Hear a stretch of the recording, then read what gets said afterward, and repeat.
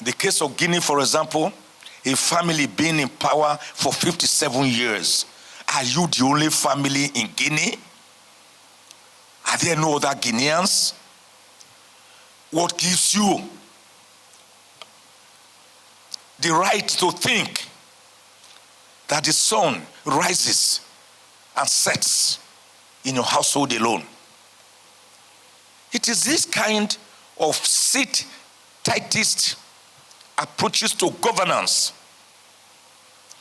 aided by misgovernance, corruption, opaque governance, directionless, hunger, thirst, melancholy, and social disequilibrium that make people to rise up and take up arms against their leaderships. Such taking up of arms, to me, against oppressors who masquerade under the thin guise of leaders, changing their constitutions at will to accommodate further terms. I do not regard it as a coup d'etat. I regard it as good riddance to bad rubbish.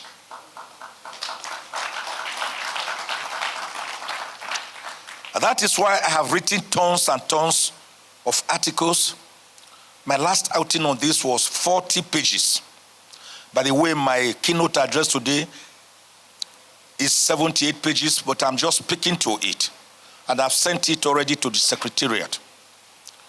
My last outing on this was 40 pages, where I warned the Nigerian government not to lead or aid ECOWAS to go to Niger Republic to attempt to forcibly remove the interim military government, with Niger Republic having served borders with 7 states in Nigeria. The humanitarian catastrophe, displaced and dislocated people that you are going to cause will be unimaginable, added to our present insecurity, Boko Haram, armed banditry, kidnapping, hunger, thirst, disillusionment. Let me use this forum to warn the Nigerian government. Don't dare it. It is neither righteous nor justified to intervene. Not only because Niger Republic is a sovereign state, but also because we have no right to intervene and tell them how to govern themselves. Nigeria has never been told how to govern herself. From the first military purge of 15 January 1966, led by Major Kaduna Nzogu and other young majors, I didn't see the international community come here to tell us how to govern ourselves. The counter-coup, or rather, the counter-coup that removed General JTU Aguiyi-Ironsi, who ruled for 6 months, led by Murtala Mohammed, Danjuma and others, and the enthronement of a 32-year-old bachelor, later General Yakubu Gowon, to be head of state, who ruled for 8 good years between 1967 and January 15, 1970, the Armed Forces Day, when General Philip Effiong surrendered to General Olusegun Obasanjo. I didn't see the international community invade us or interfere in our foreign affairs. When Murtala Mohammed was killed, ambushed and killed in Ikoyi in 1976, and Olusegun Obasanjo was made head of state, with Yar'Adua as his deputy, I didn't see the international community come to tell us how to govern ourselves. When Obasanjo handed over power in 1979 to Alhaji Aliyu Shehu Usman Shagari, with Dr. Alex Ekweme Anigbo as his vice, I didn't see the international community come to lecture us how to govern ourselves. When that democratic government was forcibly overthrown by Major General Muhammadu Buhari on the 31st of December 1983, I didn't see AU or UNO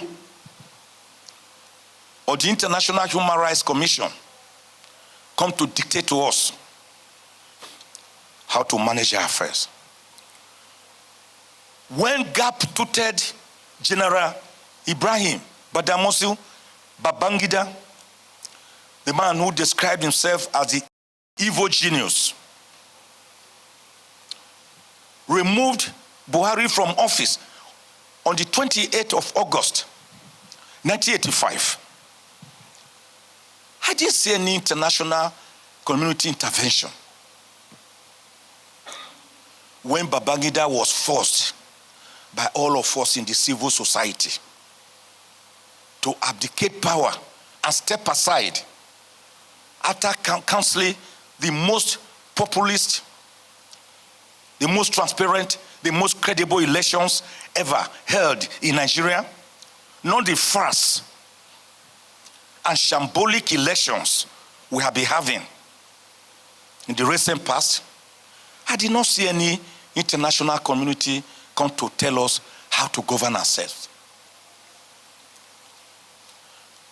When late Abacha removed the interim national nonsense, who they called interim national government, of business mogul and former chairman of USA, Chief Ernest Shonekan, in 1993, there were no international participants.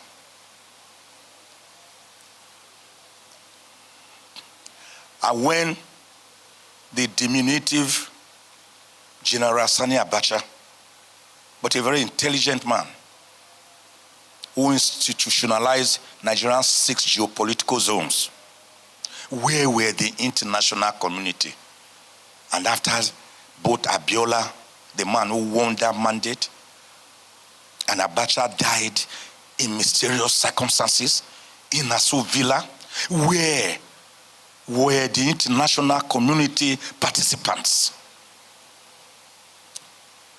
And when General Abdulsalami Abubakar, the chairman of today's occasion, in absentia, took over power and within 11 months handed over to the democratically elected government of Obasanjo, I did not see any international community participate. So there is no reason whatsoever, and we have no moral high grounds or authority to go and intervene in other countries' internal affairs, sovereign countries with their sovereignty and suzerainty. Sir, Your Excellency, Secretary General, help me convey my very strong message to African leaders to give governance, good governance to the people, and where they are not ready for the gains, they should be ready for the pains.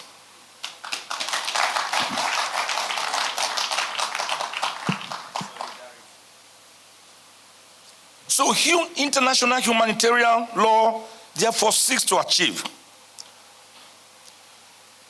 limitation of the effect of armed conflicts, to protect people who are not in armed conflicts or who are no longer participants. Maybe they have decided to quit. It also limits the methods of welfare. It is a practical set of rules designed for the battlefield, rooted in ancient civilizations and even religions. Armed conflicts have received so much patronage in Africa. And Africa has been a major contributor to resolving armed conflicts across the world, whether from the First World War or the Second World War, the war in Burma, and others. But have these long years under colonial tutelage contributed anything to Africa in return? Are we not still regarded from the white man's perspective as people of the early caves, Australopithecus, early cavemen, people they think are savages, jumping from one tree branch to another, when civilization actually started from Africa here? Secretary General, help me let them know that civilization started in Africa.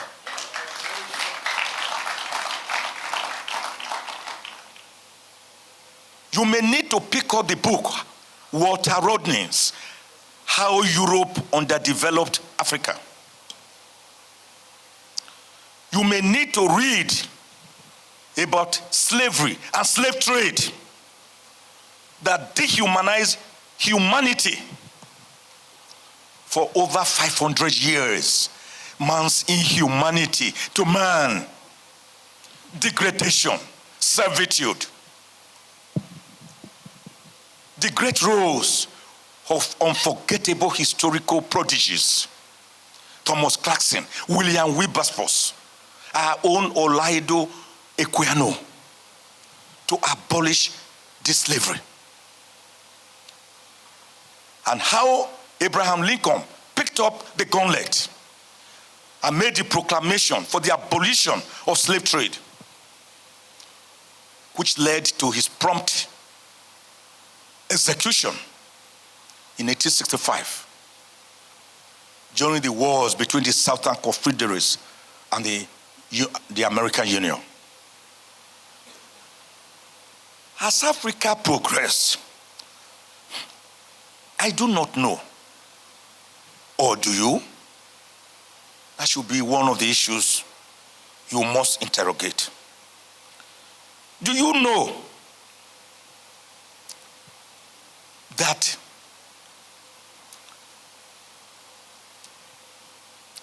the International Federation of Red Cross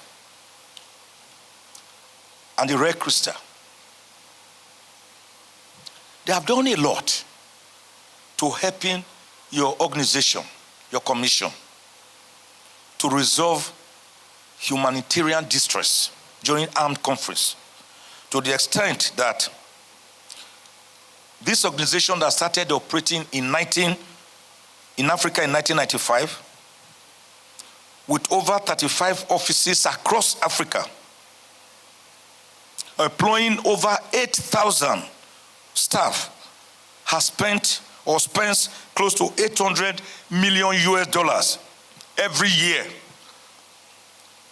on various humanitarian activities across Africa.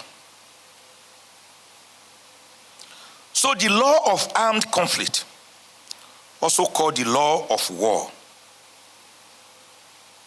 is a very ancient war. It's a very ancient concept, with which international humanitarian law sets out to address and pose rules of engagement as to how to resolve conflict and how to treat war conflict situations, prisoners of war, and workers, humanitarian workers during wars. At the origin actually started, the Font Erigo, which is as old as history itself, started from the need for man to remove himself from the Hobbesian state of nature that I earlier mentioned. And it started with international customary law practices, ending up to the first Geneva Convention of 1864. Conflicts that started even by 1000 BC. So we had earlier war codes and norms before the Geneva Convention. Great jurists, priests, scholars, philosophers discuss these. The Art of War, for example, written in 500 BC by Sun Tzu, a great Chinese writer. The one by the Code of Manu, written in 200 BC. The 300 BC philosophy of Stoicism. The Age of Reason and Renaissance. It was not until in the 19th century, the 1864, with the enactment of the coming to force of the Geneva Convention, that we can say we had a reset of norms. But before then, a French and Austrian forces had fought in northern Italy on June 4, 1859, called the Battle of Sefrino, and one Henry Donat, appalled not so much by the violence that attended that war in the battlefield, but with the desperate and miserable situation of those caught in the web of the war. He gathered people and treated over 40,000 victims of that war.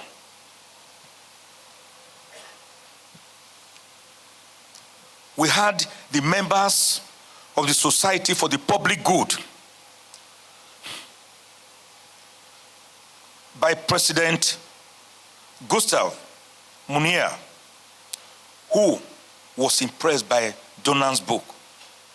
All these led to the formation of the International Red Cross, Red Crescent, and other bodies. So that 1864 Geneva Convention was arrived at for the first time to reduce armed conflicts, and they became regulated by general law.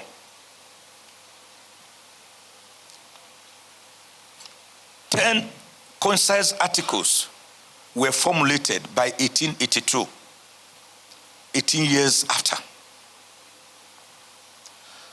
The modern development of international humanitarian laws, such as the rules protecting the wounded, adopted in 1864, were revised in 1906, 1929, 1949, and 1977. So critics have therefore accused international humanitarian law of always being one wall behind reality. One wall behind reality. In my 77-page dissertation, I've chronicled the various conferences, the 1868 St. Petersburg Declaration, the 1899 conference convened by Sir Nicholas II,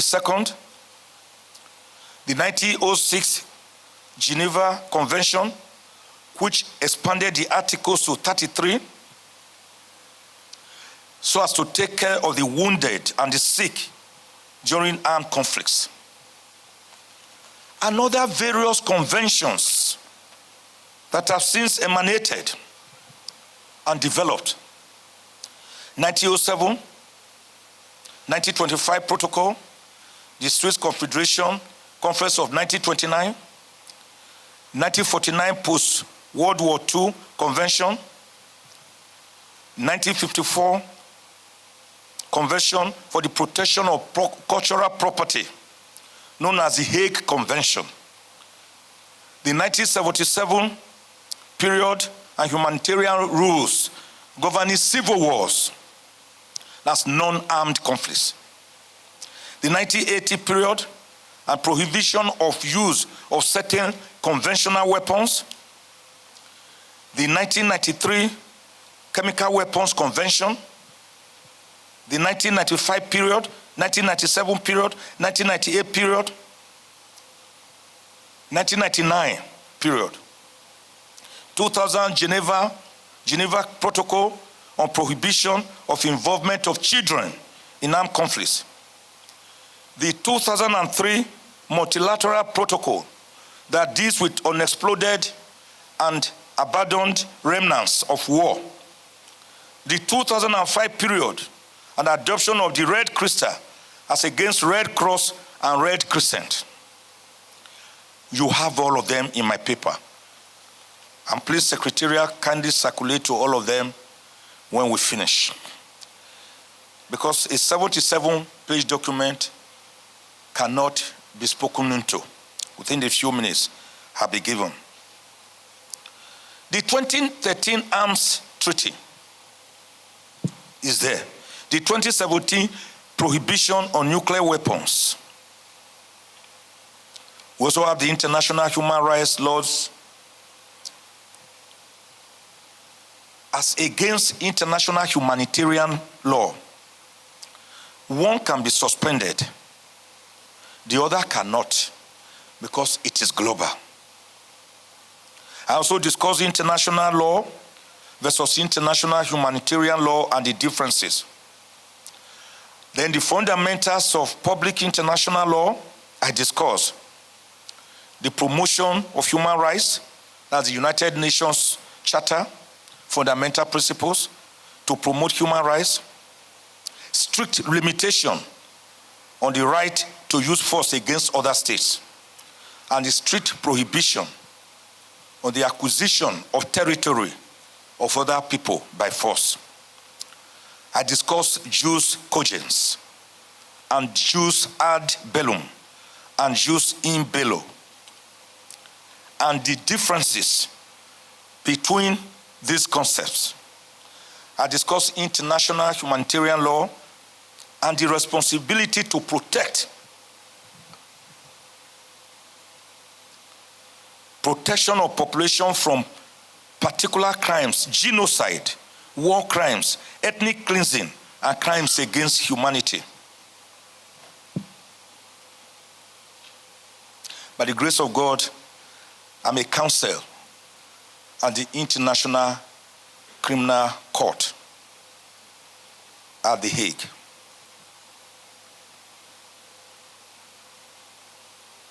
I also treated sources of international humanitarian law via treaties and customary international law.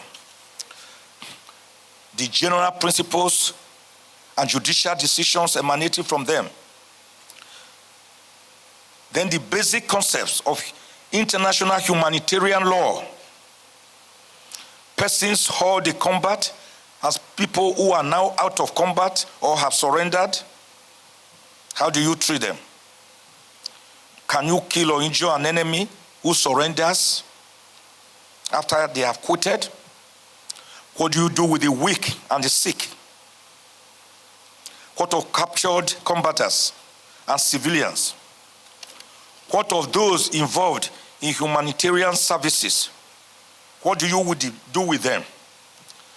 I dealt with methods of welfare, principle of reciprocity, the issue of respect for methods of warfare.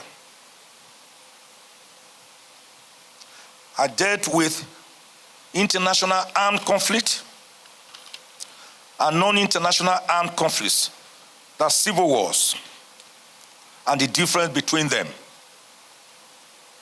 I also dealt with other conflict situations, then zeroed in on the law of armed conflict, which regulates the conduct of hostilities, including the use of weaponry and the protection of victims in situations of both international and non-international internal conflicts. I gave the example of the first Gulf Civil War of 1991. I discussed combatants and non-combatants, like medical personnel, chaplains, civil defense personnel, members of the armed forces who have acquired civil status, corps men, medical officers, chaplains, imams, technical crew, contractors, representatives, how to treat them. This law deals with them. Then I discussed the general principles of the law of armed conflict, which is that the fundamentals of it is to prevent the use of any kind of force which is not required for the purpose of resolving a war. That's the principle of proportionality. A war is simply to disarm and degrade and downgrade your opponents. It is not really meant to kill or to punish civilians. I discussed the principle of necessity, arrived at the 1868 St. Petersburg Declaration, and the principle of proportionality, which is also known as the principle of humanity, that military objectives are not to attack civilians as civilian objects. Then African and international humanitarian law, I looked at it in great detail. I looked at the armed conflicts and decades of atrocities from Angola to Burundi. Oh, this is generous of you. 10 minutes more? I thought it was 3. Thank you very much. From Angola to Burundi, Cameroon, Rwanda, the Rwanda genocide, the Hutus and Tutsis.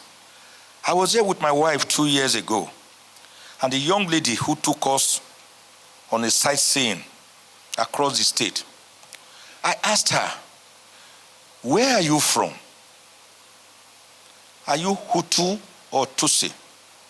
She said, no, sir, I can't answer that question. I said, why? He said, because I'm a Rwandese, I'm from Rwanda. I said, I know. Originally, were you from Hutu or Tutsi? He said, I'm sorry. All Rwanda people are regarded as one.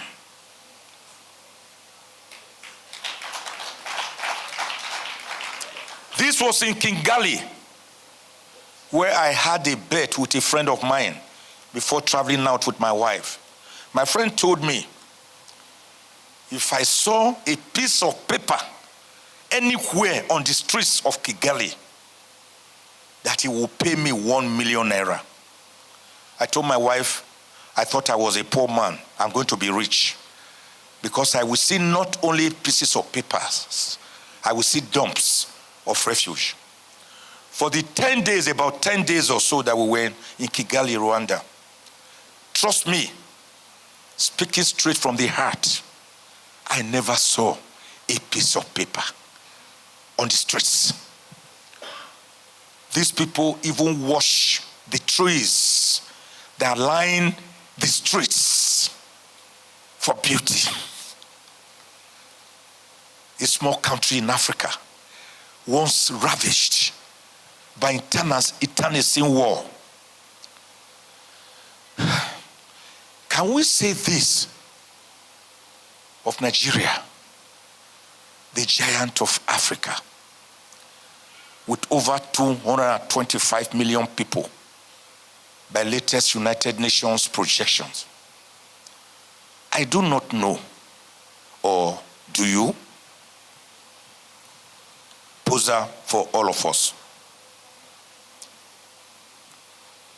From Central African Republic to Chad, Cote d'Ivoire to Djibouti, Democratic Republic of the Congo, DRC, to Egypt, Eritrea to Ethiopia, Liberia to Libya, Mali to the Congo, Gabon to Nigeria, Niger to Sierra Leone, Somalia to South Sudan, Sudan itself, Burkina Faso, Mali, Uganda.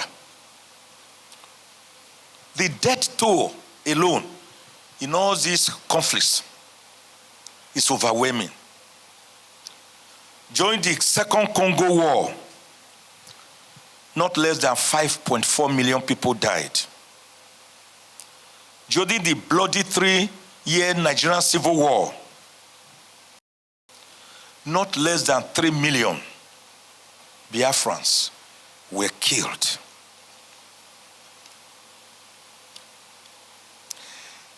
There is a great writer, Mr. Greenwood.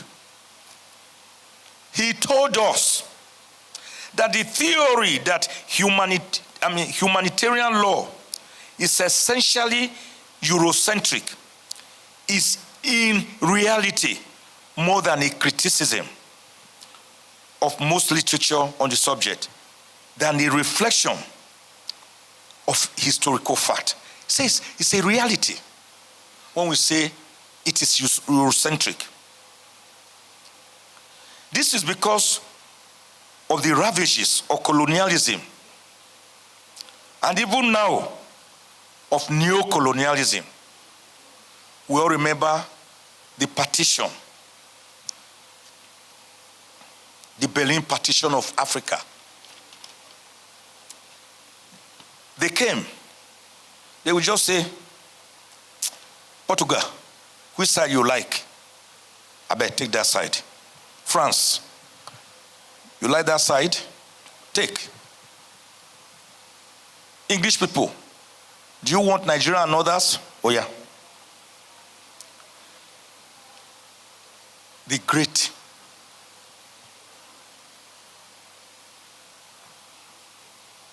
I don't know how to put it. That was how Africa was divided and shared. So they have tried again and again to still believe that we are terra nullius, either no man's land or savages. Help me tell them we are not. Help me tell them that Africa, even if you look at the world map, is at the center, is the heartbeat of the world.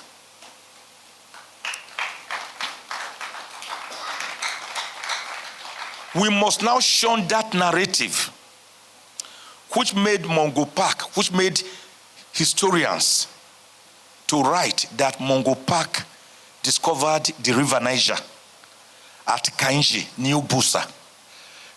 How do you discover a river where you met inhabitants drinking the water, taking their bath with the water, and you tell us that you discovered it? That is his historical profanity. It's an abomination. It's egregious.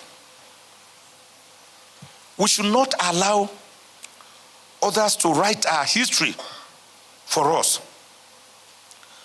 So my contention here is that in spite of Africa's great participation and contributions to the entire world, from World War I to World War II, to various wars, and to international peace and security, we are not accorded our rightful place. Africa needs to be accorded her rightful place. And the international humanitarian law, I will read my brother Dr. Ezekiyah's book later, and I hope you treated that very seriously, should now begin to beam its searchlight on its development in Africa, because a candle does not lose its flame by lighting other candles. Tell them that you cannot cover the sun with your finger. Tell them you cannot clap with one hand. The Western world, they need Africa just as Africa needs them.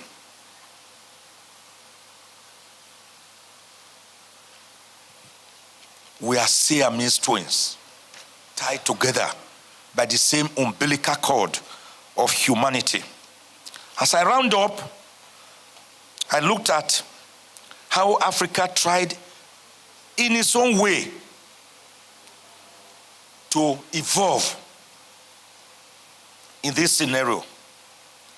The 2020 conference on silencing the guns by 2020,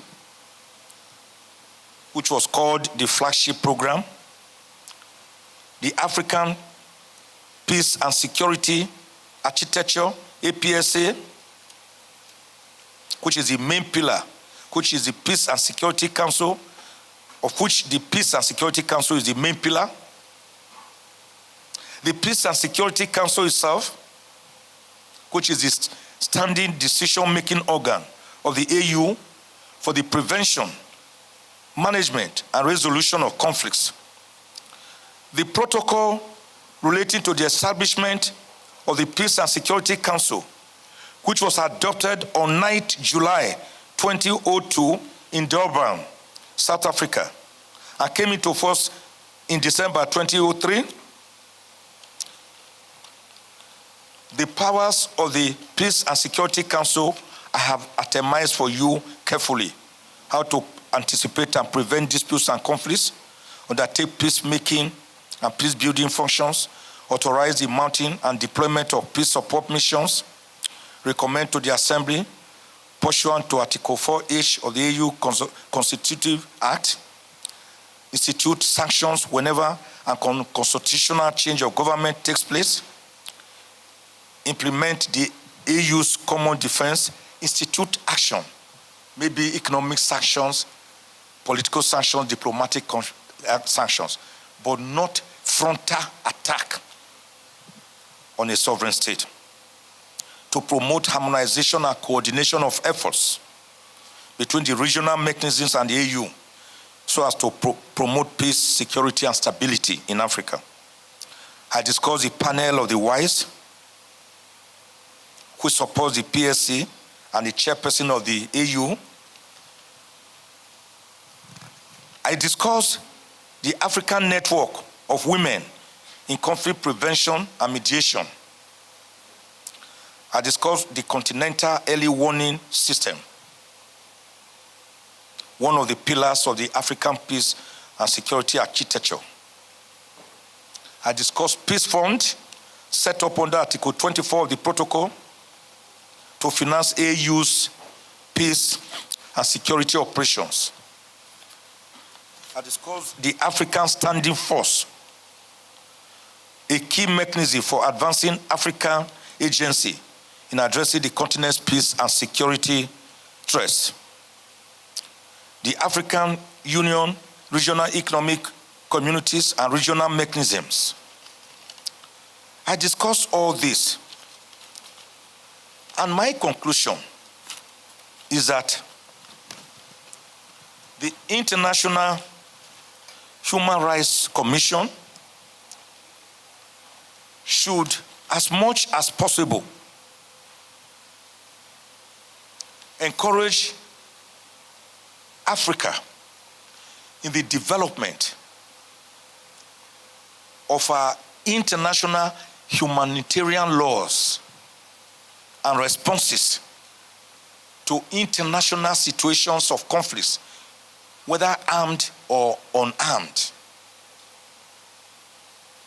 to be made to participate, not necessarily as cannon fodders, but as equal partners in progress, as equal participants, so that as they are taking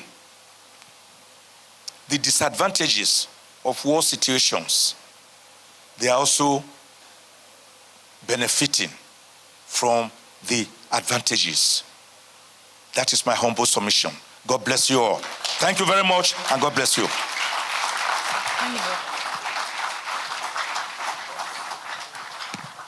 Thank you very much, sir. Ladies and gentlemen, another round of applause for our keynote speaker this morning, who has taken his time to take us